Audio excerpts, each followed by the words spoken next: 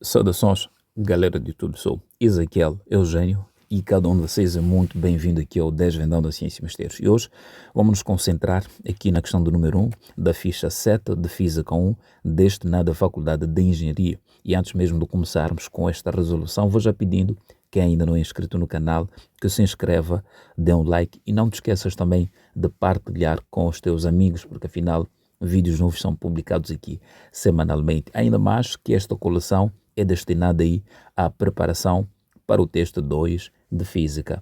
Tudo bem? Então vamos lá mesmo nesta questão que diz: considera uma molécula poliatômica linear composta por 3 átomos dispostos ao longo de um eixo retilíneo. A posição dos átomos, medidas a partir de uma extremidade da molécula, no caso tomada como origem, temos aí 3 posições destas 3 partículas. Tudo bem? Então, as massas correspondentes dos átomos são, respectivamente, temos aí a massa 1, a massa 2 e a massa 3, dadas em unidade da massa atômica. A linha A calcula o momento de inércia da molécula em relação a um eixo perpendicular à molécula que passa pela extremidade onde se encontra o átomo de massa 1. Bem, aqui nós sabemos que o comprimento, ou simplesmente a distância, não é, aqui entre estes átomos nos foi dada aí em um submúltiplo, que no caso corresponde ao nanômetro. E nanômetro nós sabemos que vale 10 elevado a menos 9 metros. Tudo bem? Ao passo que as massas aqui nos foram dadas, portanto, em unidade da massa atômica. E nós sabemos que uma unidade da massa atômica ela vai corresponder a 1/12 da massa do átomo de carbono. E descobrimos aí então que uma unidade aí, da massa atômica vai corresponder a 1,66 vezes 10 elevado a menos 27, portanto, quilogramas. Então é isto que nós precisamos saber, que é a química básica, para então seguir com estas unidades. Como também podemos deixar aí a unidade em função aos dados que nos foram fornecidos. Tudo bem? Muito bem. Então, o que a gente tem aqui, certamente, é a posição 1 da molécula 1, ou simplesmente do átomo 1, a posição 2, a posição 3. Então, o que nós precisamos fazer é esquematizar esta situação ou simplesmente este problema. E percebemos nós que para a linha A, aqui, não é? Para a linha A, teremos aqui a primeira molécula, simplesmente o primeiro átomo, aqui teremos o segundo, teremos aqui o terceiro. Então, o que nós precisamos fazer é esquematizar. Vimos que eles aí encontram-se dispostos ao longo do eixo X. Então, eu vou uni-los, não é? Aqui, e vou, portanto, indicar as distâncias. Para o primeiro, vimos que temos aqui X valendo, portanto, 0,00, ou simplesmente 0, tá bom? Então, vamos só dizer que vale 0. E para a posição da molécula 1, então, deixa-me aqui só indicar aqui os átomos, temos aqui 1, 2 e 3, então teremos que aqui a posição do átomo 2 vai corresponder a 0,12 e a posição aqui do átomo 3 vai corresponder a 0,24. Tudo bem? Então, chegado a este ponto, nós vemos que as suas massas correspondem a 12, 16 e, portanto, 12. O que nós precisamos fazer é entender, não é, o pedido da linha A, que pede-nos para calcular o momento de inércia da molécula em relação a um eixo perpendicular à molécula que passa pela extremidade onde se encontra o átomo aí de massa 1. E nós vimos que o átomo de massa 1 será justamente este primeiro, e o que a gente precisa fazer é indicar este eixo perpendicular ao qual teremos aí o momento de inércia. Então, vimos que perpendicularmente seria mais ou menos assim. Estamos juntos, então vamos tomar que ele vai girar assim, ou sentido contrário. Estamos juntos? Tanto faz. O mais importante é que entendamos como é que realmente este eixo perpendicular estará. Tudo bem? Então, aqui a gente vê que, pela definição, temos que o momento de inércia, portanto, vai corresponder aí à soma, não é? Portanto, vai corresponder à soma, portanto, de cada massa, não é? Aí, de cada massa, vezes, portanto, aí a sua distância ao quadrado, ou simplesmente o quadrado da sua distância.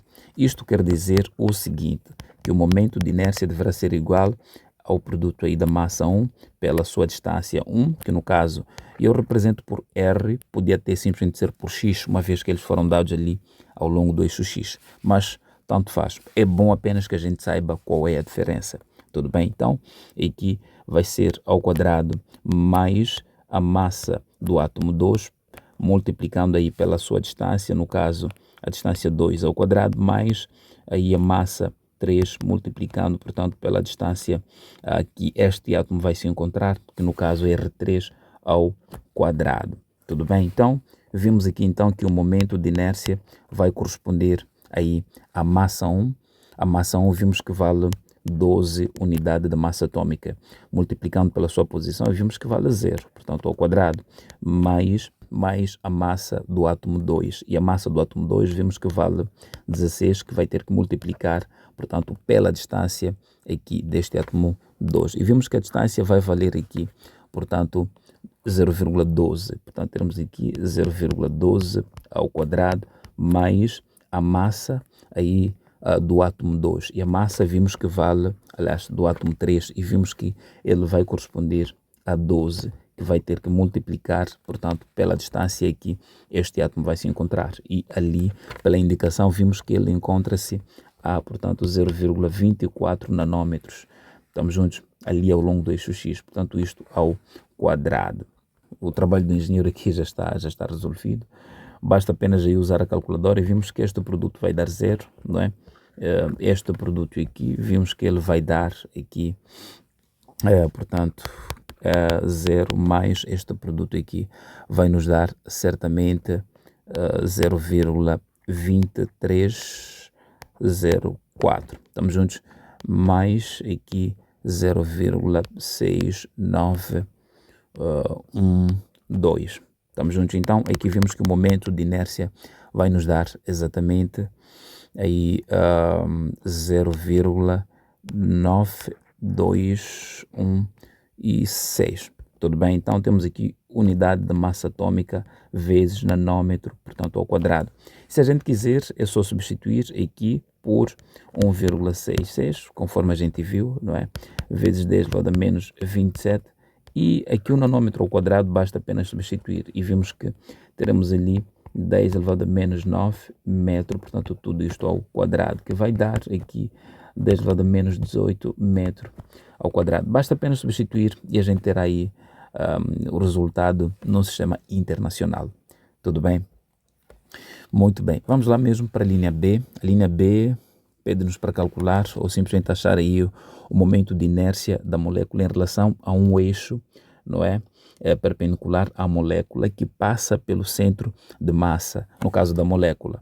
Bem, aqui para achar o centro de massa basta apenas aí, não é, determinar o x centro de massa e vimos que vai ser aí o x1 vezes a massa 1 mais o x2, deixa-me aqui reescrever isto, o x1 vezes a massa 2, aliás a massa 1, mais o x2 vezes a massa 2, mais o x3 vezes aí a massa 3, e tudo isso que vai ter que dividir aí pelo somatório das massas, que no caso é a massa 1 mais a massa 2 mais a massa 3. E portanto assim a gente já terá determinado o centro de massa, como também podemos aí determinar o centro de massa somente fazendo uma análise bem simples, não é? Nós temos aqui estas massas. Se formos a proceder por uma análise minuciosa, percebemos que este primeiro vale, a sua massa corresponde a 12, não é? E este, o segundo, portanto, vale ou vai corresponder aqui a 16, e o segundo e o terceiro, quer dizer, vai corresponder aqui a 12. Então, vimos que, para começar aqui, não é? Temos nas duas extremidades duas massas que são iguais. Consequentemente, então, o centro de massa terá que passar pelo meio. Atenção, somente terá que passar pelo meio se a distância que separa estas moléculas for igual. Então, nós podemos desenhar aqui, não é? Colocar um sistema de referência, não é? Neste átomo do meio, e concluímos que o primeiro encontra-se a menos 0,12. O último encontra-se exatamente a 0,12. Tudo bem? Então, isto quer dizer que o centro de massa, portanto, estará aqui, vai passar, portanto, na partícula do meio, que no caso a partícula, simplesmente o átomo 2. Tudo bem? Então, se isto é verdade, basta apenas aí dizer que o momento de inércia, não é? Vamos só dizer aí, para a linha B, no caso, vamos dizer que o momento de inércia deverá ser igual ao produto ali, não é? Da massa 1 vezes R1 ao quadrado, mais a massa 2 vezes R2 ao quadrado, mais a massa 3 vezes R3 ao quadrado. Portanto, o momento de inércia vai ser igual à massa da partícula 1, vimos que vai corresponder ali a 12, não é? Vezes menos 0,12, que vai corresponder à distância deste átomo, não é? E encontra-se à esquerda, portanto, do eixo x, portanto, ao quadrado, mais a massa 2, e a massa 2 vimos que vale 16, que vai multiplicar pela distância. E vimos que ele encontra-se na origem, portanto, ali no centro de massa, portanto, ao quadrado mais a massa 3. E a massa 3 vimos que vai corresponder aqui a 12 vezes a distância que este vai se encontrar, que é de 0,12, portanto, ao quadrado. E, portanto, o momento de inércia, procedendo com esta operação simples ou simplesmente básica, vimos que ela vai corresponder aqui a 0, portanto 3, 4, 5, 6 unidade de massa atômica Newton metro quadrado. Depois, seguida com a conversão, vimos que é básico, não é? E já teremos resolvido, ou já teremos aí achado um momento de inércia que passa justamente pela partícula de massa 2 ou simplesmente pelo centro de massa. Estamos juntos? E para a linha C, pede-nos para verificar, portanto, a validade do teorema dos eixos paralelos ou simplesmente o teorema de Steiner. Estamos juntos? Muito bem. Vamos lá aqui para a linha C. Para a linha C temos algo bem simples. Nós queremos verificar, portanto, aí o teorema dos eixos paralelos. Portanto, pela definição, nós temos que o momento de inércia, não é? Aí vai corresponder, deixa-me aqui colocar, o momento de inércia, portanto, vai corresponder ao momento de inércia, não é?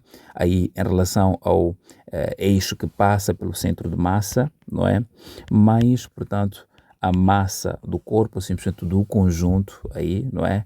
Portanto, multiplicado aqui pela distância do eixo, no caso paralelo a este, ao quadrado. Estamos juntos? Aí vamos só dizer que o momento de inércia deverá ser igual ao momento de inércia em relação ao eixo que passa pelo centro de massa. E vimos que o eixo que passa pelo centro de massa é este, e o momento de inércia, quando a gente determinou, deu-nos este valor. Aqui nem precisamos transpirar. Estamos juntos? Então, aqui a gente é só transportar e vamos dizer que vai corresponder a 0,3, não é? Esta esferográfica está a falhar, mas deixa-me só projetar mais isto. Teremos aqui 0,3, não é? Opa! 34, não é? É isto, né? Aproximadamente, não é? Estamos a aproximar. Mais a massa. E nós vimos ali que a massa, não é? Ou simplesmente as massas correspondem a 12, não é? 12, 16. E vimos aqui nós que 12 mais 12 vai dar 24, 24 mais 16 teremos aqui 40. E, portanto, teremos aqui, portanto, esta massa valendo aqui 40, estamos juntos? Aqui valendo 40 vezes a distância ao quadrado. E, portanto, esta distância aqui ao quadrado vai corresponder a 0,12. Estamos juntos? Então, vamos só dizer 0,12 ao quadrado. E, portanto, o momento de inércia vai corresponder exatamente aí a 0,9216 unidade de massa atômica Newton metro quadrado. Atenção, o que isto aqui nos mostra? Nos mostra que a linha A que a gente determinou, se a gente for a ver, é quase o mesmo resultado. O que isto quer dizer? Que foi apenas uma forma de deslocar este eixo aqui, não é, de momento, ou simplesmente do momento de inércia. Então, se este valor corresponde a este primeiro, certamente conseguimos provar aí o teorema dos eixos paralelos. Estamos juntos? E eu vou ficando por aqui, espero que tenhas gostado, que tenhas te inscrito no canal, não é? Um forte abraço, fique com Deus e até a próxima videoaula. E tchau.